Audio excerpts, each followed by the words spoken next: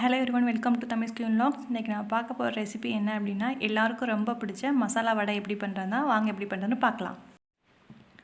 இன்றைக்கி வடை பண்ணுறதுக்குன்னா 250 கிராம் கடலைப்பருப்பு எடுத்திருக்கேன்.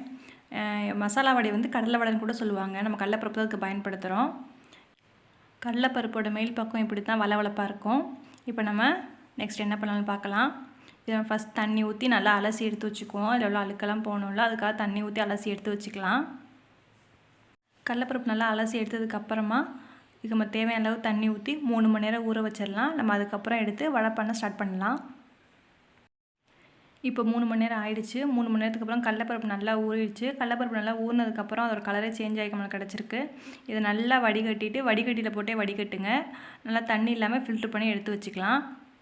அதுக்கப்புறம் இப்போ நம்ம மசாலா வடை பண்ணுறதுக்கு தேவையான மசாலா பொருட்களை அரைச்சி எடுத்துக்கலாம். மிக்ஸி ஜார்லேயே 3 காஞ்ச மிளகாய் சேர்த்துக்கோங்க. 1 ஸ்பூன் அளவுக்கு சோம்பு, அது கூட ஒரு சின்ன துண்டளவு பட்டை வாசனைக்காக சேர்த்து இப்போ வந்து மிக்ஸி ஜாரில் போட்டு அரைச்சி எடுத்துடலாம். இது குவான்டிட்டி கம்மியாக இருக்கனால நமக்கு ஒழுங்காக அரைப்படாது. அதனால் நம்ம ஊற வச்ச கடலைப்பருப்பில் கொஞ்சமாக ஒரு கை அளவுக்கு சேர்த்துட்டு அதை நம்ம தனியாக போட்டு அரைச்சி எடுத்துக்கலாம். அப்போ தான் நமக்கு சோம்பெலாம் நல்லா அரைப்பட்டு கிடைக்கும், இல்லைனா முழுசாக இருக்கும். இப்போ நம்ம அரைச்சி எடுத்தாச்சு. இப்போ பாருங்கள், நமக்கு சோம்பு தனியாக தெரியாமல் நல்லா மாவு மாதிரி அரைச்சிருச்சு. இப்போ நம்ம இது கூட மீதம் உள்ள கடலைப்பருப்பையும் சேர்த்து நம்ம வடைக்கு அரைச்சி எடுத்துடலாம். தண்ணியெலாம் உள்ள சேர்த்துக்கோங்க, ஏன்னா நம்மளுக்கு அதில் அப்சர்வ் பண்ண தண்ணியே போதுமான அளவுக்கு இருக்கும். இப்போ நம்ம ஊற வச்ச கடலைப்பருப்புலேயே ஒரு கைப்பிடி அளவுக்கு தனியாக எடுத்து வச்சுக்கோங்க. லாஸ்ட்டாக சேர்த்துக்கலாம். ரிமைனிங் உள்ள எல்லாத்தையுமே சேர்த்து அரைச்சி எடுத்துடலாம். நமக்கு தண்ணி நமக்கு ரொம்ப ட்ரையாக இருந்துச்சு அப்படின்னா லாஸ்ட்டில் கொஞ்சமாக தெளித்து நம்ம அரைச்சி எடுத்துக்கலாம். இப்போ வடைக்கு தேவையான அளவுக்கு உப்பு சேர்த்துக்கலாம். இப்போ மிக்ஸி ஜாரில் போட்டு அரைச்சி எடுத்தாச்சு. நீங்கள் ரொம்ப சாஃப்டாக அரைக்காமல் நொறு அரைச்சிக்கோங்க, அப்போ தான் மசாலா வடைக்கு நல்லாயிருக்கும். இப்போ மசாலா வடைக்கு தேவையான மசாலா பொருட்களாக சேர்த்துக்கலாம். 2 பெரிய வெங்காயம் எடுத்து சின்னதாக கட் பண்ணியிருக்கேன், அதை உள்ளே சேர்த்துக்கலாம். 2 பச்சை மிளகாய் சின்னதாக கட் பண்ணி சேர்த்துக்கலாம். அது கூட ஒரு சின்ன துண்டளவுக்கு இஞ்சி, 4 பூண்டு பல். இஞ்சி வந்து சின்னதாக கட் பண்ணிக்கோங்க, பூண்டு பல் நச்சுட்டு உள்ளே சேர்த்துக்கலாம். கொஞ்சமாக கருவேப்பிலை, கொத்தமல்லி சேர்த்துக்கலாம். இப்போ நம்ம கடைசியாக ஊற வச்சதுலேருந்து எடுத்து வச்ச கடலைப்பருப்பை உள்ளே சேர்த்துக்கலாம். மாவுக்கு தேவையான அளவுக்கு உப்பெல்லாம் கரெக்டாக இருக்கான்னு பார்த்துட்டு இப்போ எல்லா பொருட்களையும் நல்லா மிக்ஸ் பண்ணி விட்டுக்கலாம்.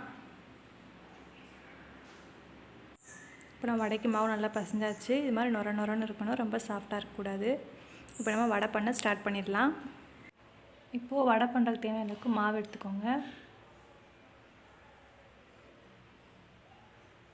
உள்ளங்கையில் வச்சு இப்படி அழுத்தம் கொடுத்தோம் அப்படின்னா சென்டரில் மட்டும் கொஞ்சம் உப்பலாக இருக்கும், ஓரத்தில் ஒல்லியாக இருக்கும். இந்த மாதிரி கையை வச்சு லைட்டாக சைடில் மட்டும் ஷேப் பண்ணிக்கோங்க.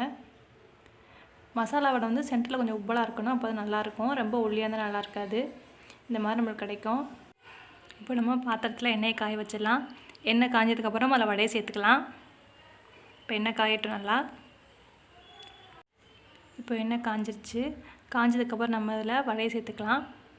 ஸ்டவ்வை ஃபுல் ஃப்ளேமில் வச்சுக்காதீங்க, மீடியம் ஃப்ளேமில் வச்சுக்கோங்க எண்ணெய் காஞ்சதுக்கப்புறம். ஏன்னா நம்ம ஃபுல் ஃப்ளேமில் வச்சோம்னா சீக்கிரமாக கருக்கிடும், உள்ளது வேகாது. அதனால் மீடியம் ஃப்ளேமில் வச்சிங்க அப்படின்னா நமக்கு நல்லா வெந்து கிடைக்கும். அதனால் மீடியம் ஃப்ளேமில் வச்சுட்டு எல்லாத்தையும் உள்ளே சேர்த்துக்கோங்க.